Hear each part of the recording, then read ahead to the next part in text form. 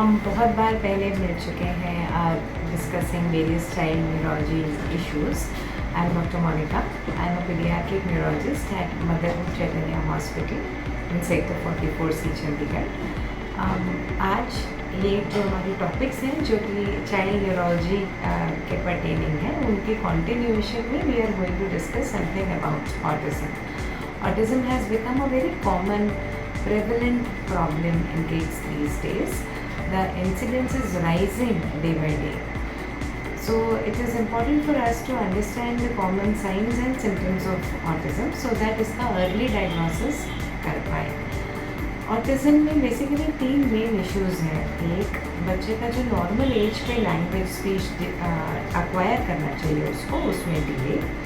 दूसरा, बच्चा अपनी खुद की दुनिया में खोया रहता है. और तीसरे, उसके कुछ रिपीटेटिव बिहेवियर्स होते हैं जो अब नॉर्मल होते हैं दूसरे बच्चों के कंपैरिजन में.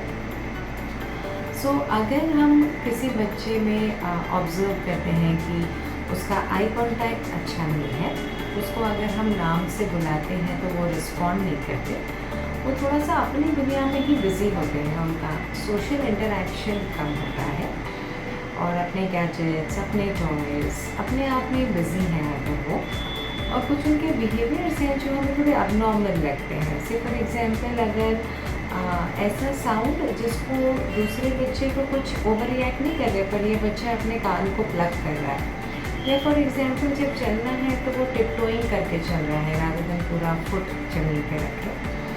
Or for example, if there is a party going on and instead of mingling with other children, this child is busy in his own thing.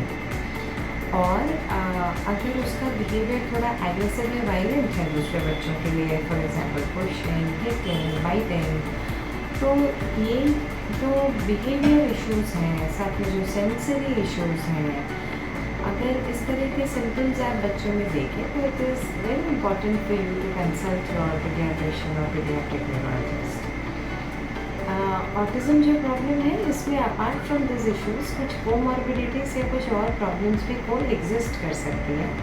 For example, उनको कभी कभी स्लीप इश्यूज़ होंगे, उनको इनिशिएशन ऑफ स्लीप में भी मुश्किल होती है, स्लीप को मेंटेन करने में भी मुश्किल होती है. साथ में कभी कभी कुछ tummy related issues like constipation and stuff वो भी हो सकता है. कभी कभी एपिलेप्सी भी एसोसिएटेड हो सकती है, या फिर कोई ऑब्सेसिव कंपल्सिव डिसऑर्डर जैसे रिपीटेडली हैंड वॉश करना, या फिर आते जाते चीज़ों को टच करते जाने की टेंडेंसी. ऐसे कई सारे और लर्निंग डिसऑर्डर, स्कूल में पढ़ाई में मुश्किल वगैरह, वो सब भी देखने को मिल सकती है.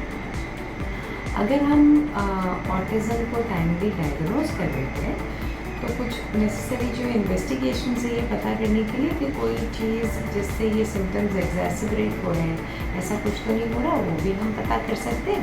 And that can be quite useful because अगर वो जो एसोसिएटेड प्रॉब्लम्स हैं एटलीस्ट हम उनको मैनेज कर लें और टाइमली थेरेपीज शुरू कर लें, टाइमली इफ़ रिक्वायर्ड इनका मेडिकेशन शुरू कर लें, तो इनको नॉर्मल स्कूल्स में अकोमोडेट करना ईजी हो जाता है. ये बच्चों के IQ में प्रॉब्लम हो ऐसा कोई ज़रूरी नहीं होता. They can be quite intelligent. In fact few of them can have excellent rote learning and few of them can be very good at things like drawing और इवन रीडिंग. तो मेमोरी, कुछ चीज़ें इनकी एक्सेप्शनली अच्छी भी हो सकती हैं, but as long as they can't express वो हमें पता ही नहीं चलेगी. तो एक बार जब हम ट्रीटमेंट शुरू करते हैं और इनका एक्सप्रेशन बेटर हो जाता है, शुरू में नॉन वर्बल एक्सप्रेशन होगा, बाद में फिर वो कम्युनिकेट करने लगते हैं, तो फिर हम बेटर समझ पाते हैं कि वो किन चीज़ों में बहुत ही अच्छे हैं.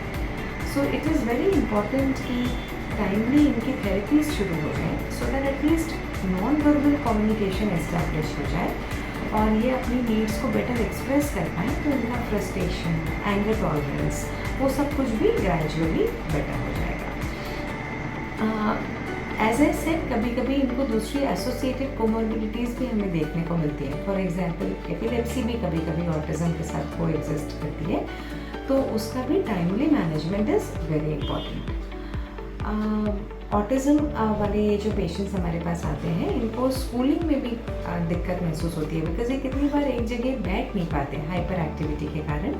टीचर कंप्लेन करेगी कि उनका सोशल इंटरेक्शन में भी इशू है, और साथ में मैं जो क्लास में इनको बता रही हूँ उस पर वो फोकस नहीं कर रहे, या फिर मैं जब इनसे डायरेक्ट क्वेश्चनिंग कर रही हूँ तो ये मुझे आंसर नहीं कर पा रहे। तो ये सारे जो प्रॉब्लम्स हैं, जब हम 1-to-1 उस पेशेंट के साथ बैठते हैं तो उस पेशेंट में क्या प्रॉब्लम्स है उसको डिस्कस करके और उनकी थेरेपीज़ और उनका मेडिकेशन देके ये चीज़ों में आसानी हो जाती है ना। सो अगर आप इस तरह के कोई भी सिम्टम्स बच्चों में देख रहे हैं तो please do come to us, और या फिर इस टॉपिक पे अगर आप कोई भी क्वेरीज है आपकी तो please free to contact us at Motherhood Chaitanya hospital in sector 44 Chandigarh. Thank you and have a nice day.